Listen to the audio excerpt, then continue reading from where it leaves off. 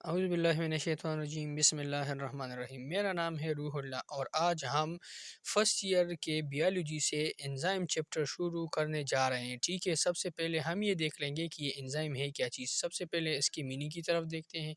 अच्छा जी, ये टॉपिक जो है हमारे पास 9 क्लास की बायोलॉजी में चैप्टर नंबर 6 उसमें भी है, और इसके अलावा ये आपको वहाँ पर भी हेल्प कर सकता है, और चैप्टर नंबर 3 जो कि हमारे पास फर्स्ट ईयर में है उसमें वहाँ पर भी आपका ये हेल्प करेगा। ठीक है, सबसे पहले हम देखते हैं कि व्हाट इज़ एंजाइम। सबसे पहले इसका मीनिंग देख लेते हैं। ठीक है, एंजाइम असल में हमारे पास ग्रीक वर्ड इन और जाइम से निकला है। इनकी मीनिंग है इन, और जाइम का मतलब है ये। यानी सबसे पहले जो एंजाइम हमारे पास क्या हुआ, सबसे पहले हमारे पास जो एंजाइम डिस्कवर हुआ वो हमारे पास एक यीस्ट जो कि एक फंजाई है उसके अंदर क्या हुआ, डिस्कवर हुआ। अभी हम पढ़ेंगे डिफिनीशन। असल में ये एंजाइम है क्या चीज़, इसको उर्दू में खामरे कहते हैं। क्या कहते हैं? खामरे। अच्छा जी, अभी हम इसकी डिफिनीशन की तरफ देख लेते हैं। Enzyme are the biological catalyst that speed up a chemical reaction without any change in itself. यानी एंजाइम हमारे पास वो बायोलॉजिकल कैटलिस्ट है जो कि हमारे पास एक केमिकल रिएक्शन जो हो रहा हो हमारे बॉडी के अंदर, जिसको हम मेटाबॉलिज्म कहते हैं। यानी sum of all chemical reaction that occur in our body is called metabolism. तो जब भी हमारे पास एक केमिकल रिएक्शन हो रहा हो तो उसके उसके अंदर हमारे पास क्या होता है, उसके अंदर हमारे पास एंजाइम आके उस केमिकल रिएक्शन को क्या करता है, स्पीड अप करता है। ये इसको कैटलिस्ट के तौर पर इस्तेमाल, और कैटलिस्ट हर वो सब्सटेंस जो कि केमिकल रिएक्शन को स्पीड करता है।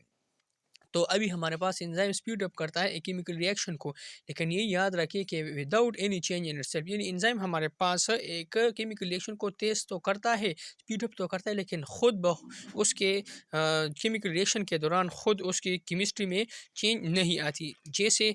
जैसा कि मैं आपको यहाँ पे दिखा रहा हूँ, यहाँ पे आप देख सकते हैं कि यहाँ पर हमारे पास एक एंजाइम है और ये सबस्ट्रेट है।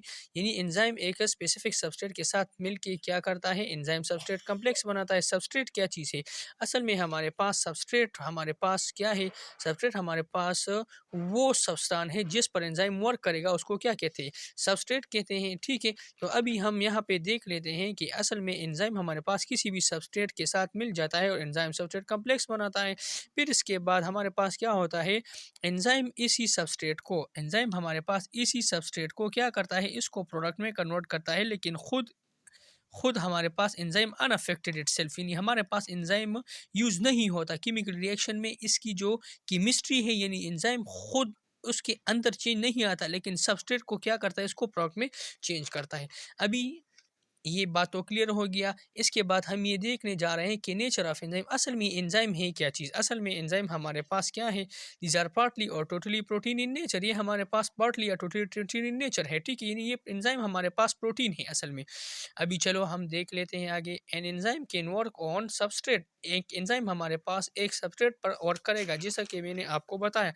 आप यहाँ पर देख सकते हैं ये एक एंजाइम है, ये इसी सबस्ट्रेट पर वर्क करेगा। इससे क्या बनेगा, प्रोडक्ट बनाएगा। इससे क्या बनेगा, प्रोडक्ट बनाएगा। तो अभी हम देख लेते हैं कि सबस्ट्रेट क्या चीज़ है। The substance on which the enzyme work is known as substrate. वो सब्सटेंस जिस पर एंजाइम वर्क करेगा उसको सबस्ट्रेट कहते हैं। अभी स्ट्रक्चर ऑफ एंजाइम के बारे में मैं आपको बताऊंगा कि what is the structure of enzyme.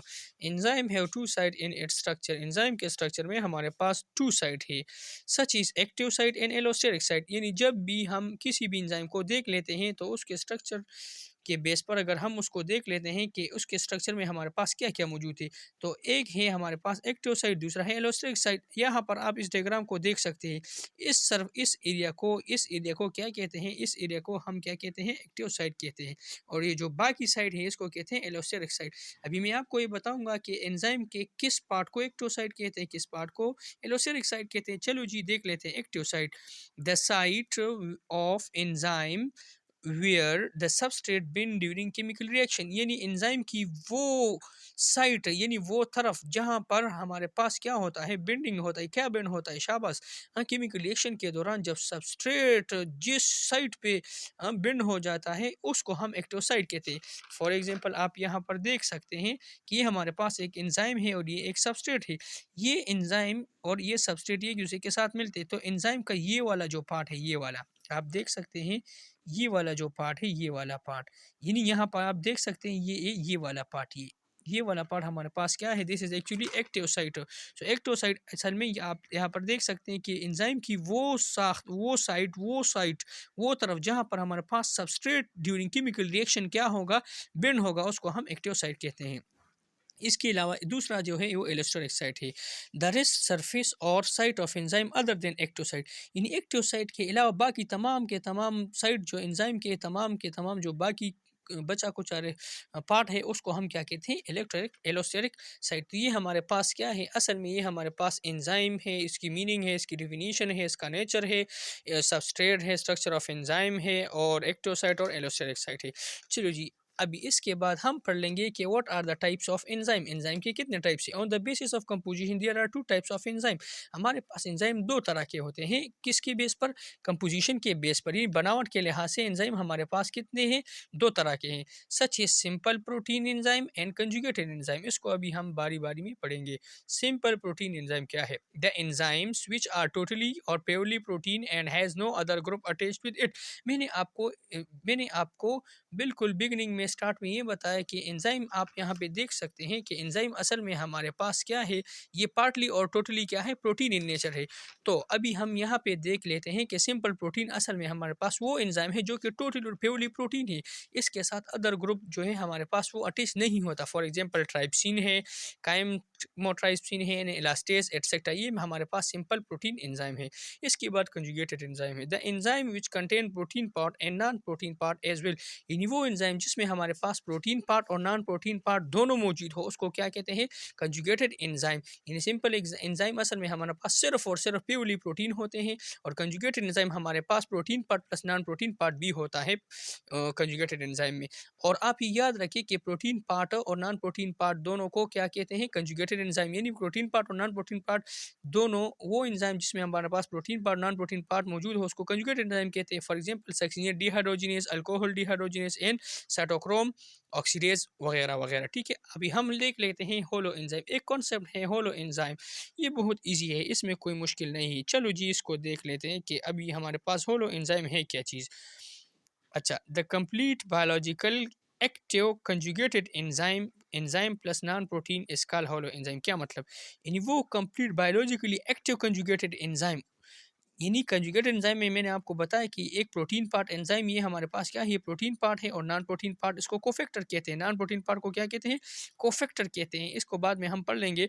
लेकिन एक complete biologically active conjugated enzyme जो है, उसको हम क्या कहते हैं, होलो एंजाइम, या हम ये भी कह सकते हैं और कि the functional enzyme is known as holoenzyme, यानी फंक्शनल एंजाइम को हम क्या कहते हैं, is known as holoenzyme, उसको होलो एंजाइम कहते हैं। Holoenzyme consist of two part, हमारे पास होलो एंजाइम के दो पार्ट है, such as protein part and non protein part. अच्छा जी, अभी हम इसको बारी बारी में पढ़ेंगे। एपो एंजाइम क्या है, प्रोटीन पार्ट ऑफ एंजाइम, यानी हमारे पास होलो एंजाइम एक फंक्शनल एंजाइम है, इसमें जो प्रोटीन पार्ट है, यानी एंजाइम होलो एंजाइम में जो प्रोटीन पार्ट है, उसको हम क्या कहते हैं, एपो प्रोटीन या एपो एंजाइम कहेंगे।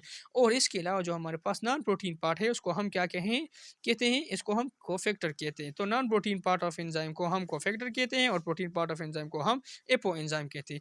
अच्छा जी, अभी मैं आपको स्कीमेटिक डायग्राम के ज़रिए से समझाता हूँ कि हमारे पास असल में ये होलो एंजाइम है क्या चीज़, और इसके अलावा कुछ टर्मिनोलॉजीज़ है, ये आपको बहुत हेल्प करेगा। ठीक है, तो सबसे पहले हम देख लेते हैं होलो एंजाइम को। होलो एंजाइम असल में प्रोटीन पार्ट और नॉन प्रोटीन पार्ट से बना हुआ होता है। इसमें जो नॉन प्रोटीन पार्ट है, इसको हम कोफैक्टर कहते हैं। मैंने आपको ये बताया कि हमारे पास जो non protein part of enzyme है, उसको कोफैक्टर कहते हैं। चलो जी, ये तो ठीक है। और जो प्रोटीन पार्ट है, उसको क्या कहते हैं, उसको हम एपो एंजाइम या एपोप्रोटीन कहते हैं। अच्छा जी, इसके बाद ये जो नॉन प्रोटीन पार्ट है, इसको फिर फर्दर डिवाइड किया गया है इनऑर्गेनिक आयन और ऑर्गेनिक मॉलिक्यूल में। यानी कोफैक्टर जो नॉन प्रोटीन पार्ट हमारे पास एंजाइम के साथ अटैच होता है, ये हमारे पास दो तरह के हैं, या ये इनऑर्गेनिक आयन होंगे, या ये हमारे पास ऑर्गेनिक मॉलिक्यूल्स होंगे। चलो जी, इनऑर्गेनिक आयन की तरफ हम देख लेते हैं।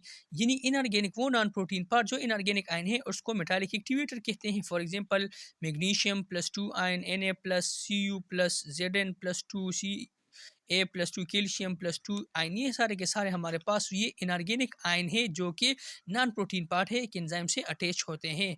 ठीक है ना। इसके बाद हमारे पास अगर वो नॉन प्रोटीन पार्ट जो हमारे पास ऑर्गेनिक मॉलिक्यूल है, ये हमारे पास फिर दो तरह के हैं। एक को हम कहते हैं प्रोस्टेटिक ग्रुप, दूसरे को हम कहते हैं कोएंजाइम। प्रोस्टेटिक ग्रुप असल में पास है क्या चीज़? असल में हमारे पास वो नॉन प्रोटीन पार्ट जो कि ऑर्गेनिक मॉलिक्यूल है और हमारे पास एंजाइम के साथ क्या है, टाइटली बाइंड हुआ है। क्या हुआ है? टाइटली बाइंड हुआ है, उसको प्रोस्टेटिक ग्रुप कहते हैं। For example heme group, biotin, flavin और आयरन सल्फाइड एटसेट्रा, ये हमारे पास क्या है, दीज आर प्रोस्टेटिक ग्रुप। अच्छा जी, इसके अलावा कोएंजाइम के बारे में अभी हम पढ़ेंगे। वो असल में हमारे पास कोएंजाइम क्या है, आप देख सकते हैं कोएंजाइम असल में हमारे पास कोफैक्टर ही नहीं, ये नॉन प्रोटीन पार्ट है। वो नॉन प्रोटीन पार्ट जो कि ऑर्गेनिक मॉलिक्यूल है और हमारे पास एंजाइम के साथ क्या है, लूजली बाइंड है। क्या है, एंजाइम के साथ लूजली बाइंड हुआ है, उसको हम कहते हैं coenzyme. For example NAD plus, FAD plus, NADP plus. ठीक है, ये हमारे पास क्या है, these are example of coenzyme. तो इस तरह इसके बाद हम इस एंजाइम का जनरल मैकेनिज्म देख लेते हैं कि किस तरह एक एंजाइम एक सबस्ट्रेट के साथ मिलकर काम करता है। सबसे पहले एक एंजाइम हमारे पास सबस्ट्रेट के साथ मिलता है और इससे हमारे पास एंजाइम सबस्ट्रेट कॉम्प्लेक्स बनता है। फिर इसके बाद वो एंजाइम सबस्ट्रेट कॉम्प्लेक्स क्या करता है, ये हमारे पास इस सबस्ट्रेट को, यानी सबस्ट्रेट वो सब्सटेंस है जिस पर एंजाइम एक्ट करेगा, इसको ये क्या करेगा, इसको ये तोड़ फोड़ेगा, इसको ये क्या करेगा, तोड़ेगा। तो एंजाइम इस सबस्ट्रेट को क्या करेगा, तोड़ेगा। किस चीज़ में? शाबाश, प्रोडक्ट में। तो एंजाइम सबस्ट्रेट कॉम्प्लेक्स बनने के बाद एंजाइम क्या होता है, ये इसी सबस्ट्रेट को प्रोडक्ट में कन्वर्ट करेगा और खुद अनअफेक्टेड क्या है, यानी इटसेल्फ, ये अनइफेक्टेड इटसेल्फ होता है। इसका मतलब ये है कि हमारे पास एंजाइम इस रिएक्शन को तेज करता है लेकिन खुद अपने केमिस्ट्री में, अपने ज्योमेट्री में क्या करता है, अपनी ज्योमेट्री में चेंज नहीं लाता है। आप यहाँ पर देख सकते हैं कि एंजाइम सबस्ट्रेट के साथ मिला हुआ है, तो एंजाइम वही का वही रिएक्शन से बाहर निकला हुआ है और प्रोडक्ट सबस्ट्रेट से क्या बनाया हुआ है, प्रोडक्ट। तो इसको मैंने सबसे पहले आपको ये बताया कि असल में हमारे पास क्या है, enzyme are the biological catalyst that speed up a chemical reaction without any change in itself. यानी हमारे पास अपने आप में एंजाइम क्या करेगा, चेंज नहीं लाएगा। तो ये हमारे पास क्या है, ये हमारे पास फर्स्ट ईयर के चैप्टर नंबर 3 एंजाइम का सिर्फ इंट्रोडक्शन है। इसके बाद इंशाअल्लाह ताला इसके बाद आने वाले लेक्चर में तक आप इंतज़ार कीजिए। अल्लाह हाफ़िज़।